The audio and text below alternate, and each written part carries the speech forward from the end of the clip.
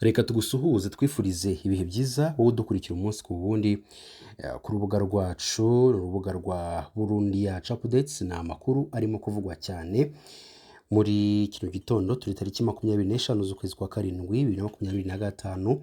Niba rero usanzwe ukurikira amakuru tukugezaho ariko ukaba utarakora subscribe, nyamuneka uyu niwo mwanya mwiza wo gukora subscribe kugira ngo ujye udukurikira umunsi ku wundi. Tudatinze rero tugiye kubagezaho amakuru arimo kuvuga muri Repubulika ya Demokarasi ya Kongo. Tukugezeho amakuru agezweho hano mu Rwanda. Murabizi neza ko hari umugabo witwa Muhizi. Ni umugabo wari umaze igihe kinini cyane afunzwe, gusa igitangaje ni uko basanze azira ubusa. Noneho ku mbuga nkoranyambaga zigiye zitandukanye bakibaza bati se iyo umuntu amaze imyaka 3 afunzwe ariko bagasanga azira ubusa, niki bakora iki? Iyo basanze yaraziraga ubusa bigenda gute? Ese nta kintu aryozwa cyangwa se nta kintu agenerwa? Mutubabarire, nta kintu agenerwa. Ni ibibazo birimo kwibazwa n'abantu benshi. Ni umugabo witwa Muhizi rero, yari amaze imyaka 3 afunzwe azira kubeshya Perezida Paul Kagame. Rero kuri ubu ngubu biravugwa ko yagizwe umwere. Ese byagenze gute n'ubundi kugira ngo uyu mugabo afungwe? Turifuza ko utajya kure kugira ngo usobanukirwe byinshi kuri uyu mugabo. Si yo nkuru gusa, turifuza kukubwira aho u Rwanda na RDC bahuriye mu nama ikomeye cyane.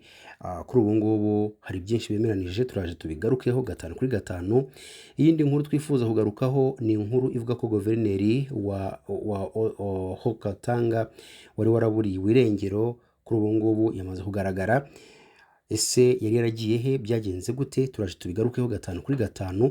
Ese leta ya Kongo yamufatiye ikihe gihano nyuma y'uko yahamagawe muri Kinshasa ariko bikarangira atagezeyo ahubwo akabura? Ese kuri ubu ngubu ni iki kirimo kiramuvugwaho?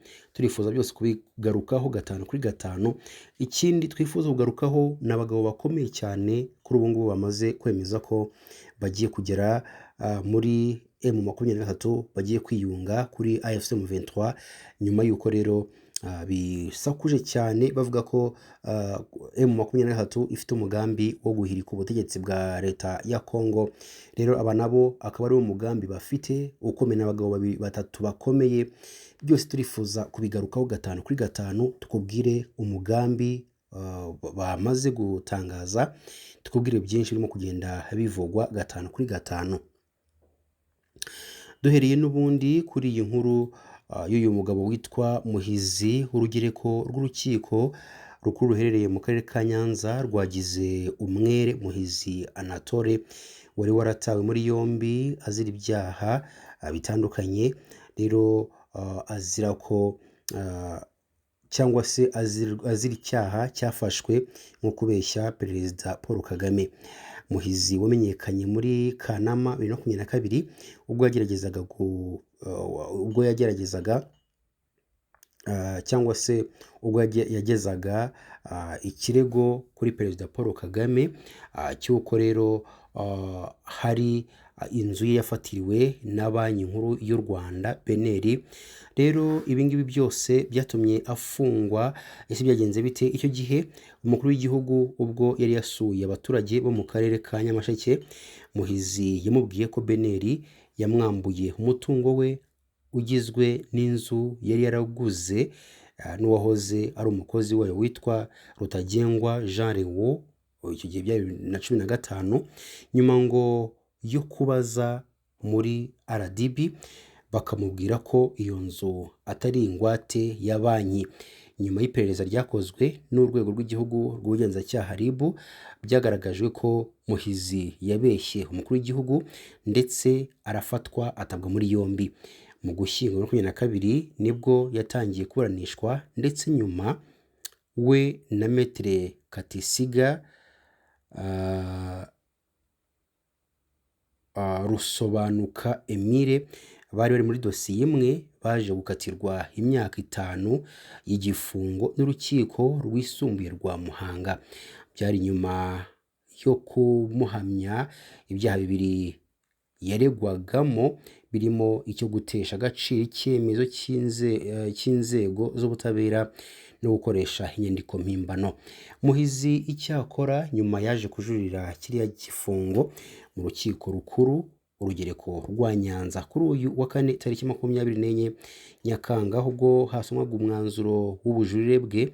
Urukiko rwemeje ko ubujurire bufite ishingiro, runahindura icyemezo cy'urukiko rwisumbuye rwa Muhanga cyari cyarajuririwe mu ngingo zacyo zose. Urukiko kandi rwemeje ko Muhizi Anatole ndetse na Metere Katisiga Emile, mutubare niba turimo kwisoma nabi, byaterwa n'ukuntu risoma Katisiga rero bose nta cyaha kibahama.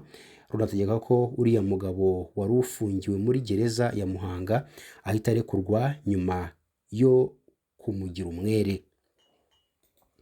Dukomeje no ku yandi makuru twifuza kubagezaho kuri uyu wa kane. Guverineri wa Okatanga Jacques Kabula Katwe yongeye kugaragara ku mugaragaro, aho rero yagaragaye i Lubumbashi asuhuza abarwanashyaka bo mu ishyaka rye rya politiki ARDF ndetse n'abashyigikiye ikipe ya FCC Elo Lupopo. Rero bari bateraniye hanze y'urugo rwe. Nk'uko amakuru hagera mu binyamakuru bya Kongo havuga ko kuri uyu wa gatatu ushize yari yakiriye iwe bamwe mu bagize akanama gashinzwe umutekano mu ntara bari barimo kumushakisha. Jacques Kabula yari amaze iminsi myinshi yarabuze nyuma yo kunanirwa kwitaba i Kinshasa, aho yari yahamagajwe na Minisitiri w'Intebe wungirije akaba na Minisitiri w'ubutegetsi bw'igihugu aritwa Jackman Shabani. Tariki 18 Nyakanga ubuyobozi bukuru bushinzwe ibyinjira n'ibisohoka DGM bwasohoye impapuro zo kumushakisha, buvuga ko yari amaze igihe atagaragara, ndetse nyuma y'ibitekerezo yatanze mu kiganiro yatangiye i Lubumbashi. Muri icyo kiganiro mbwirwaruhame, guverineri yavuze ko Joseph Kabila na Corneille Nangaa ari abanyekongo, bityo bagomba gukemura ikibazo cyabo mu muryango. Yavuze kandi ko u Rwanda ari rwo mwanzi nyamukuru mu ntambara ibera mu burasirazuba bwa RDC. Aya magambo yazamuye ibibazo byinshi kuri guverinoma, cyane cyane ko wahoze ari perezida Joseph Kabila ukekwaho gukorana na AFC na M23. Amakuru aturuka muri Minisiteri y'Ubutegetsi bw'Igihugu avuga ko kuba ataritabye i Kinshasa byatumye avaho by'agateganyo hashyirwaho guverineri wungirije kugira ngo abe guverineri w'agateganyo. Bivugwa ko Jacques Kabula yasobanuye ko atari ahari kubera impamvu z'ubuzima. Biteganyije ko azajya i Kinshasa muri weekend. Rero nihatagira izindi mpamvu cyangwa se nihatagira ikindi kimuhagarika, nibwo azajya gusobanura icyatumye atabasha kwitaba ubutumire bw'uriya mugabo Minisitiri w'Intebe wungirije. Abanyapolitiki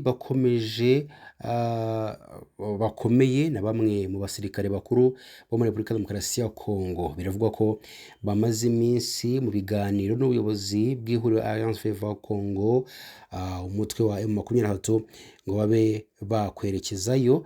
Byatangajwe n'impuguke z'umuryango w'abibumbye muri Kongo muri raporo zasohoye muri Gicurasi y'umwaka mbere yo kuyishyikiriza akanama gashinzwe umutekano muri Loni. Ziriya mpuguke zasohoye iriya raporo nyuma y'iperereza zari zimaze igihe zikora kugeza muri Mata uyu mwaka.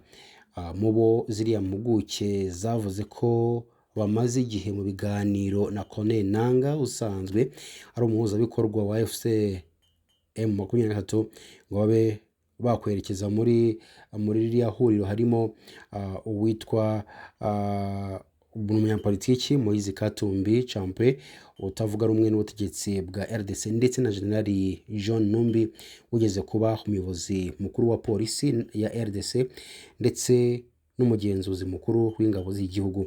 Raporo iragira iti umubare wa AFC M23 wo guhuriza hamwe imitwe yitwaje intwaro n'abanyapolitiki warakoze mu ntara za Kivu y'Amajyaruguru y'Amajyepfo. Imitwe myinshi yitwaje intwaro, imyinshi irimo yahoze ari Wazalendo yayobotse M23 nyuma yo gukomeza kwigira imbere. Ikomeza igira iti mu gihe ibihangange muri politiki no mu gisirikare birimo Joseph Kabila, Moise Katumbi, John Numbi bataragera muri AFC M23, mu gihe kuri ubu ngubu Kabila we yamaze kugeramo, amazemo hafi amezi abiri mutubabarire ku mugaragaro. Bamaze igihe rero bavugana n'ihuriro Alliance Fleuve Congo iyobowe na Colonel Nanga. Amakuru avuga ko ibiganiro bitegurira bariya bagabo kwiyunga kuri M23 byagiye bibera i Kampala ndetse n'i Kigali nk'uko raporo ikomeza bivuga. Urugero nka Kabila aravugwa muri AFC M23 mu gihe amaze igihe kinini cyane yaramaze kugera muri kano gace ndetse akaba arimo kubarizwa muri Goma. Kandi turabizi neza ko Goma ubu ngubu irimo kugenzurwa na AFC M23. Umujyanama mukuru wa Joseph Kabila Kikaya bin Kalubi aheruka kwemeza ko uyu mugabo yamaze wayoboye imyaka igera kuri 18 RDC kuri ubu ngubu yamaze kwihuza na M23 bidasubirwaho. Rero ni ibintu bimaze igihe kinini cyane. Katumbi ku rundi ruhande yakunze gushinja ubutegetsi bwa Perezida Kisekedi gushikisha abatavuga rumwe n'ubutegetsi bwe, gukandamiza abanyamakuru na opposition ndetse no guta muri yombi abantu mu buryo butemewe n'amategeko bwitwaje intambara burwanamo na M23. Ibyo aheruka gushimangira ubwo yakomezaga ndetse akanakomoza ku masezerano y'amahoro RDC iheruka gusinyana n'u Rwanda.